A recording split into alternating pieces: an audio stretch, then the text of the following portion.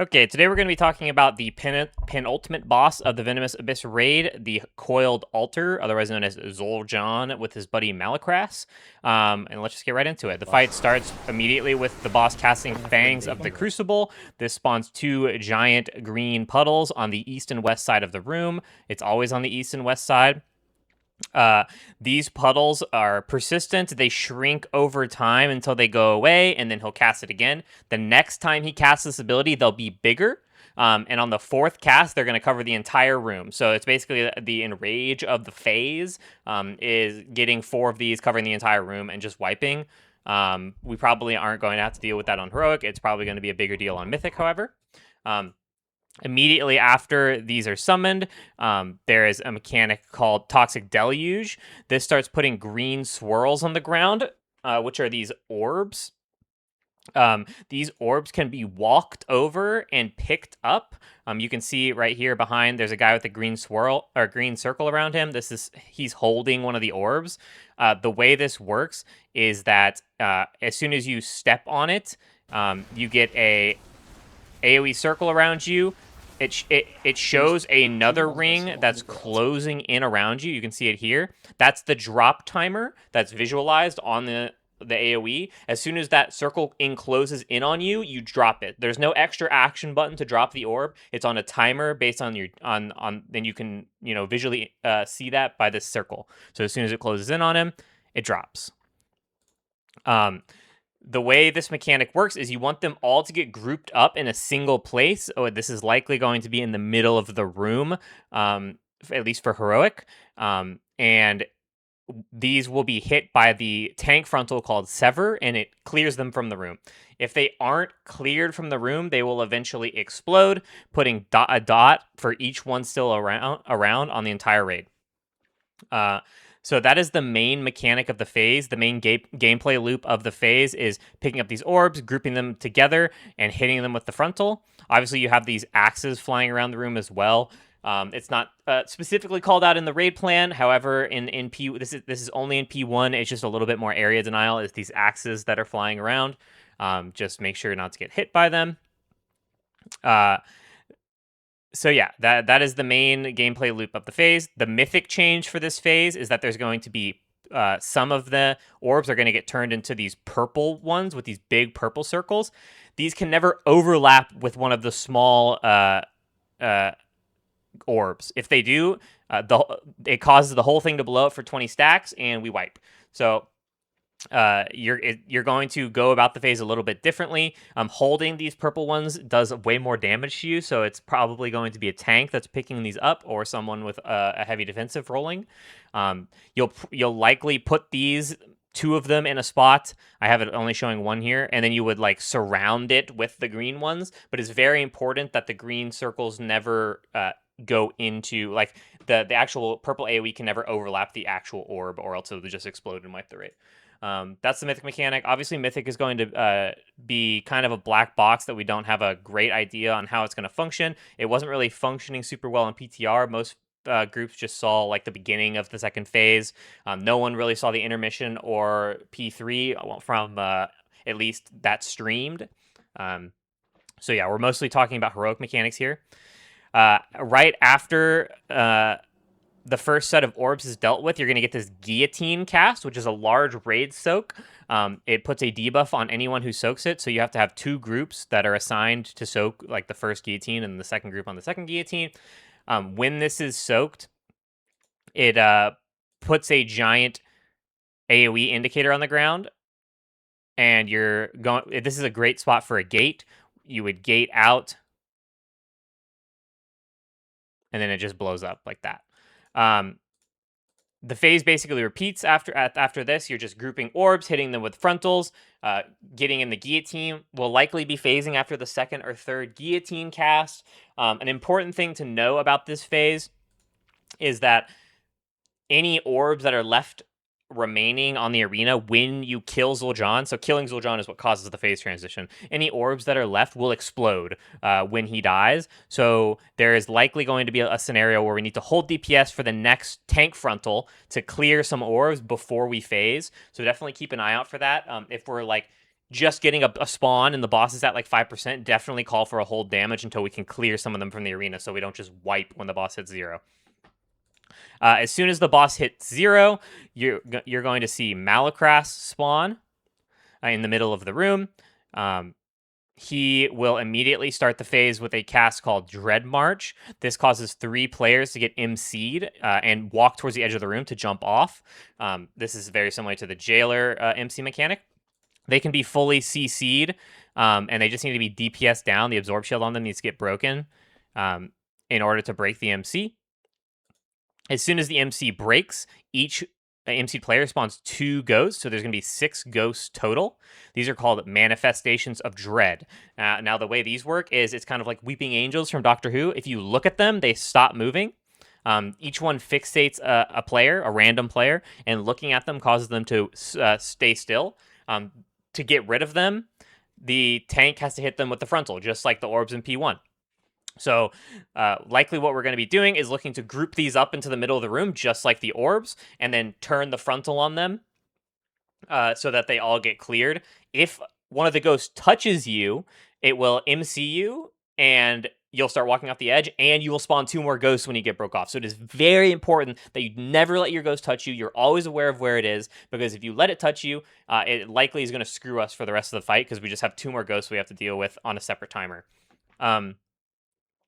One thing to note about the tank frontal in this phase, which is called Soul Sever as opposed to just normal Sever, when it hits the tank, it will cause the tank to spawn 3 soul fragments, and the tank has to go pick them up. If they expire before he picks them up, I don't have the exact timer of them isn't in the dungeon journal, but you basically just need to prio get picking these up as fast as possible, and if you don't, you just instantly die. So you're definitely looking to pick up all 3 of your souls. And that is the only big change from the tank frontal here. Again, you'll just swap with the other tank after every frontal, and it should be pretty easy. On Mythic, the change is that the ghosts are invisible to everyone else. You can only see the one fixated on you. So if you're fixated, you can see your ghost only. Everyone else can't see any ghosts. And if your ghost ever touches another person's ghost, both of you instantly die. So I have no idea how this is going to be solved. This is definitely going to be a wait and see how strats develop. It seems like a extremely punishing and hard mechanic. Oh, and another thing to add is they refixate every 15 seconds on Mythic. So not only are they invisible, can't touch, they also refixate random players every 15 seconds. So very, very hard mechanic on Mythic, and it'll be interesting to see how Race to World First handles it. The next mechanic in the phase is called Spirit Cackle. You can see the boss casting it now. It will spawn 2 adds, I think, on Heroic and 3 on Mythic. These have a long cast called Wail of Terror. If this ever goes off, it fears the entire raid. So you want to kick it. You want to juice the kick, and the reason for that is as soon as you kick it, they teleport. And you saw it there. It's about a 10-yard teleport as soon as it got kicked. It's a random direction that they teleport. So there's not really any logic, as far as I know, to like control where they're going. And it'll just reset the cast. And we just need to DPS these down. Likely we're moving the boss into one of these. Melee are helping kill that one, and then the ranged are focusing on killing the other one that the boss is not dragged on top of. The mythic change with these adds is these gloom bombs, which are these purple circles. We'll talk about them on Heroic. On Heroic, you just need to run them out. They'll explode on you, and you'll get the soul fragments that the tank frontal does. So you'll just have to pick up three of your soul fragments, and then you're good. You just run them out, pick up your soul fragments, all good. On Mythic, the change is these have to overlap with the soul coilers so that you can do damage to them. They have a 2-stack shield on them. Each hit of a gloom bomb removes 1 stack of the shield. So you have to Venn diagram, and you're gonna get 6 gloom bomb totals as opposed to 3. So this is very specific positioning. There is no room for error. Each gloom bomb has to be hitting a soul coiler, and there has to be 2 on each to break the shields. So again, a very hard mechanic with 0 room for error. This boss is definitely shaping up to be a very hard mythic boss, and I'm excited to see how it goes in the race. This phase ends as soon as Malacrass dies. One thing to note about where both of these die when you phase is it's very important that you kill them in specific locations. Zul'jin needs to die around the north or south end of the arena, so like on star or blue in the raid plan here. The reason for this is it is very important for the intermission where he is.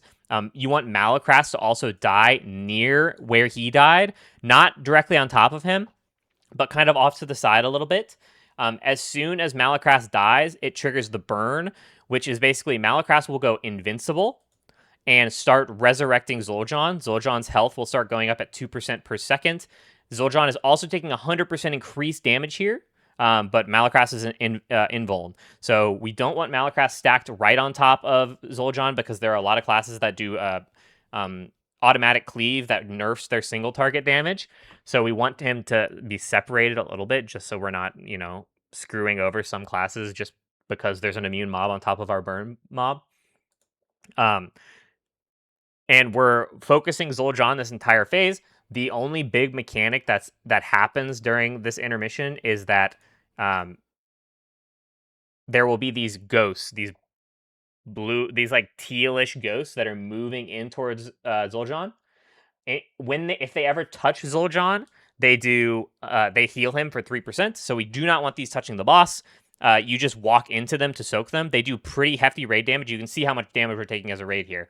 So we're definitely prioritizing living versus soaking these. If he gains 3%, especially on Heroic, it's probably not the end of the world. And I'm assuming there's going to be less on Heroic. There were a lot of ghosts on testing that needed to be soaked, and I think this is going to get toned down significantly. But yeah, we're soaking these ghosts. We're going to have range kind of spread out in an arc around the boss so that we're covering every location that the ghosts are spawning, and then melee are looking to just catch any ghosts that get past the ranged, and making sure nothing goes into the boss, assuming we're healthy. Obviously, we're letting stuff go in if we're about to die, just like I said.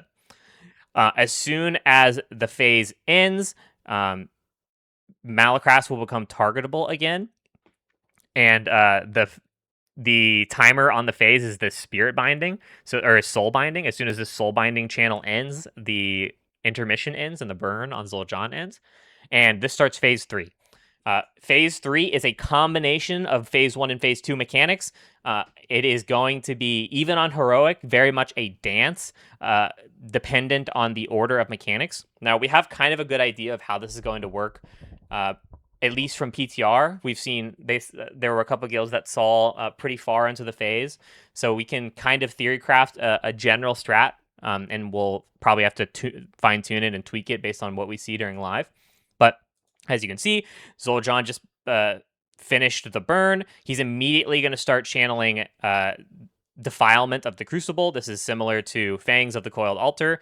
He channels into both altars and causes a giant purple puddle to appear this time.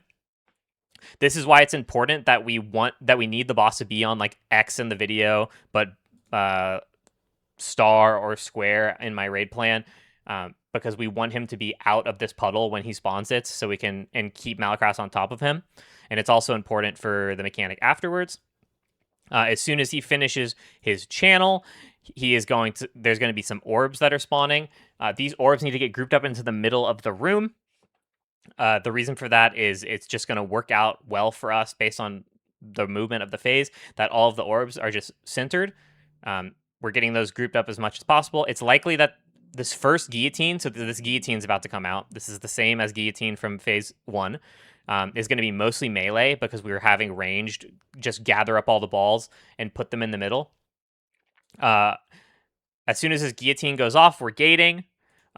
We probably want to put the orbs like to one side of the middle, like not dead center, so that we can gate safely and no one accidentally picks up an orb. So that's something that we're going to want to think about, is keeping the orbs off of the gate. After the guillotine goes off, they're gating, moving to the other side. And then we immediately get gloom bombs again. These are just going to move out of the raid. You'll see here he gets his... Oh, he dies. Never mind, you won't see it. Immediately after, we get the Blighted Sever. This is the frontal for the phase. This can clear ghosts and green orbs, you'll see that they have some ghosts. That this was just a bug. They had them carry over from P2. We won't have ghosts here. But an important thing to note, you can see here when the frontal is on the ghost, they start glowing white, so you'll know what you're hitting and what you're not. You see the ghosts are like these dark ghosts, and as soon as the frontal appears on them, they turn white. That's an important thing to know, just to indicate that you are actually hitting them. After we clear all those ghosts, we get more orbs. We're gathering the orbs back into the center again. And Malacras is going to start casting an ability called Eternal Nightfall. This is just a giant absorb shield on him. You break the absorb shield and kick, and that's all you have to focus on here. It's a pretty chunky absorb shield, but we just break the absorb, kick him. We get more orb spawns. Every time there's an orb spawn, we're immediately looking to pick them up and group them in the middle. We'll get one more cleave. This cleave, the tanks are dead, but this would just, again, go onto the orbs in the middle. After this, we get the first Dread March of the phase. This is going to spawn ghosts that we have to deal with. So likely the phase is just going to be always looking, as soon as orb spawns, get them grouped into the center. Anytime that there's a Dread March, we're killing them, breaking them out as fast as possible. An important thing to note is we never want a Dread March to be broken out in the center of the room, because there's very likely, most of the time, we're going to be moving through the center of the room. We want the ghost to kind of spawn off to the side and have them move into the center of the room. Like you'll see here.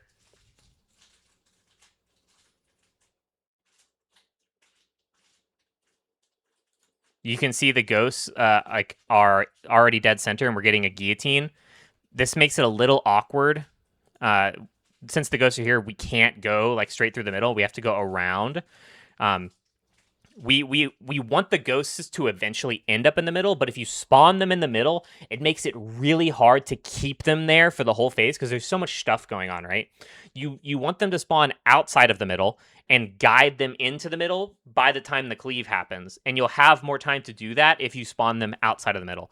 If you spawn them in the middle, you're basically telling yourself, okay, I'm going to look at this thing the entire time, and it's never going to move. If it moves, it's leaving the middle, and I'm going to have to go all the way around it to move it back into the center, if that makes sense. So we never want to spawn ghosts in the middle. We want to give people wiggle room to help them guide the ghost into the middle by the time the cleave happens. You'll see here they're gating.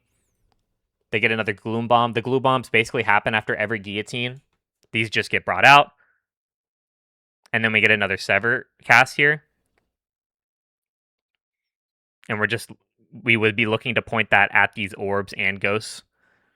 But yeah, most of the phase is putting guillotines on the edge, taking gloom bombs out, putting orbs and ghosts in the middle before every cleave, hitting as much as you can, and killing the bosses before they kill you.